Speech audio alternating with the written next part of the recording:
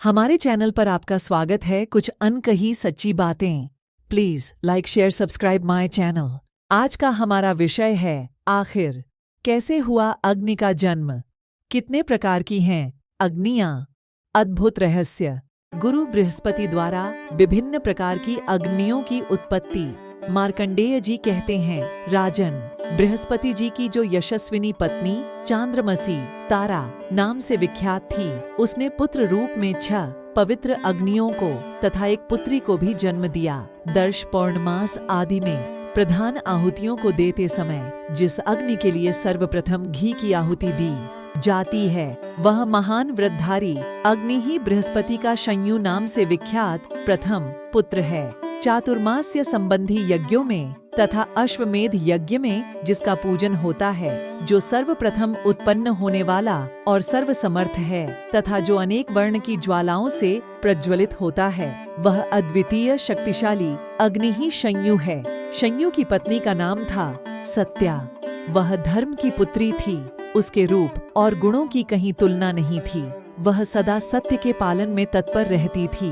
उसके गर्भ से शंयु के एक अग्रस्वरूप पुत्र तथा उत्तम व्रत का पालन करने वाली 3 कन्याएं हुईं।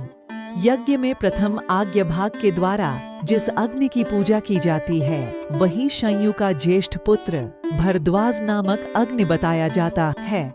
समस्त पौर्णमास यागों में स्रुवा से हविष्य के साथ घी उठाकर जिसके लिए प्रथम आघार अर्पित किया जाता है, वह भरत ऊर्ज नामक अग्नि शंयु का द्वितीय पुत्र है। इसका जन्म शंयु की दूसरी स्त्री के गर्भ से हुआ था। शंयु के 3 कन्याएं और हुईं, जिनका बड़ा भाई भरत ही पालन करता था।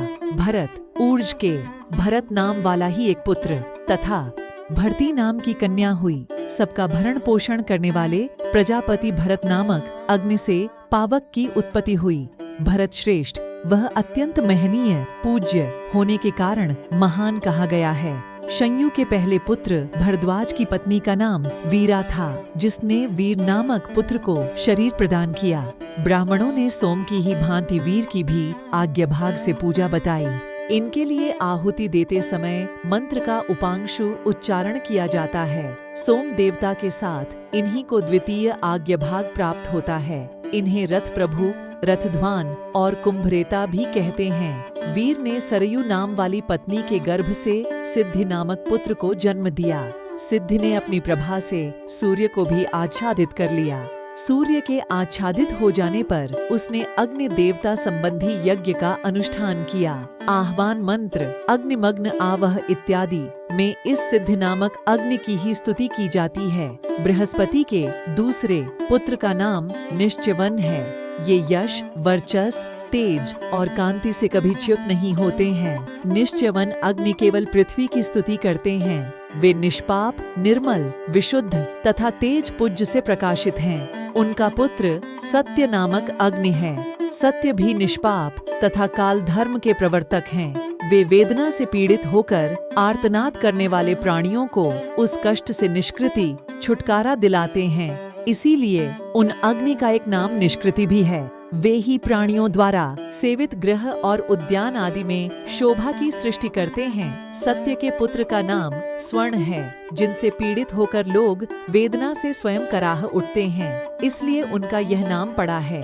वे रोगकारक अग्नि हैं। बृहस्पति के तीसरे पुत्र का नाम विश्वजित है। वे संपूर्ण विश्व की बुद्धि को अपने वश में करके स्थित, इसीलिए अध्यात्म शास्त्र के विद्वानों ने उन्हें विश्वजित अग्नि कहा है। भरत नंदन जो समस्त प्राणियों के उदर में स्थित हो, उनके खाए हुए पदार्थों को पचाते हैं। वे संपूर्ण लोकों में विश्वभुक नाम से प्रसिद्ध अग्नि बृहस्पति के चौथे पुत्र के रूप में प्रकट हुए हैं। ये विश्वभुक अग्नि ब्रह्मचारी, जितात्मा तथा सदा प्रचुर व्रतों का पालन करने वाले हैं। ब्राह्मण लोग पाकयज्ञों में इन्हीं की पूजा करते हैं। पवित्र गोमती नदी इनकी प्रिय पत्नी हुई।